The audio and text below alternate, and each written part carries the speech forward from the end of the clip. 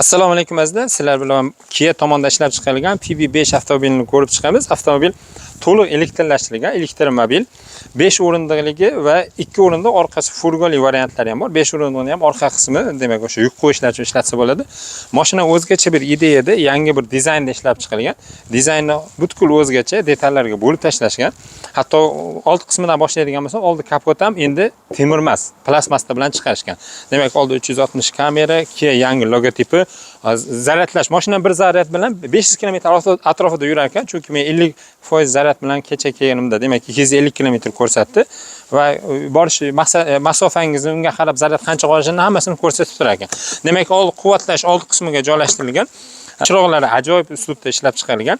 Demak, tungi faralari bu yoqda joylashgan, powerting chiroqlari bu yoqda. Demak, yon qismiga o'tadigan bo'lsak, aytdik mana, mashinaning old qismi qisqaroq, ya'ni haydashda juda ham o'ngay ekan. Ya'ni masofani ushlashda oldi kamerasi ham bor, lekin ancha o'ngay ekan. Demak, bokovoy o'yini yonida ham bitta mana 3 burchak shaklida bor va oldi kriloni ham hatto 2 ga bo'lishgan mana. Temir qismlari haqida bir to'liq ma'lumot berib o'tay. Demak, mashina avtoparkovka, pultdan parkovka bo'ladi. Yon qismida sensorlar bor. 360 kameralar bor. Bokovoy ham ixcham holatda, katta emas, kichik emas. Aynan juda yaxshi uslubda ishlab chiqarilgan. Oldi eshigi ham juda unaqa emas, qo'polmas, ixcham ajoyib. Haydab ko'rsangiz, odamga yoqimli ekan, yoqimtoy mashina ekan. Demak, yon tarafidan o'tib ko'rsatamiz.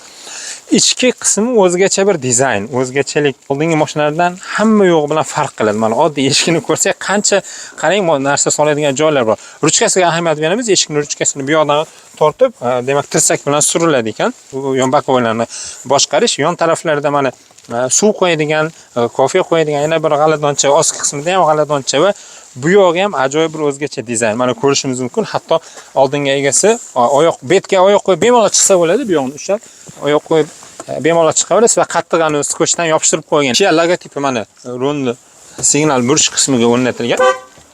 Signallar ham ajoyib. Demak, bu yerda faqat sirpanchichdan va rushnoyniki bor xolos. Bu yoqda ham qanday bir narsalar soladigan g'aladonlari ajoyib. Juda ham bu taraflarda ham mana ko'rishimiz mumkin. Bu yoqlarda ham g'aladonlar bor va tirsak qo'yib ketgani podushka bor ekan. O'rindiqlar yaxshi terimdan qilingan ekan, napa teridan.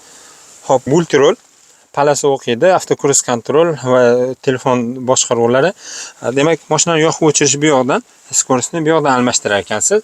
Speedometer uchun maxsus kichkinagina displeycha. Bunda 360 kameralarni ham ko'rsatib ketadi. Mana. Xo'p. Va maxsus displey bu hamma yoq deyarli bu yoqdan boshqalar ekan. Pechkani yoqib o'chirishdir, konditsionerni yoqib o'chirishdir, telefonnidir, boshqa menyular hammasi. Hatto kamerani bu yoqdan ko'rsangiz bo'ladi. Bu yoqdan 360 kamerani boshqa ko'rsatsak bo'ladi. Demak, bu yerda 100 volt maxsus sim bilan quvvatlanadigan, telefonda juda tez quvvatlaydigan portallari bor. Bu yoqda simsiz quvvatlaydigan portallar bor. 12 voltlik 360 kamerani qaytik parkovkaniki. Demak, bu yoqda ham maxsus quti, g'aladoncha bor ekan. Avtomobilni haydab yana bir video rolik qilamiz, nasib bo'lsa. Bu yoqda 360 kameralarni bemalol ko'rishimiz mumkin. Mana. Endi orqa qismlariga o'tamiz.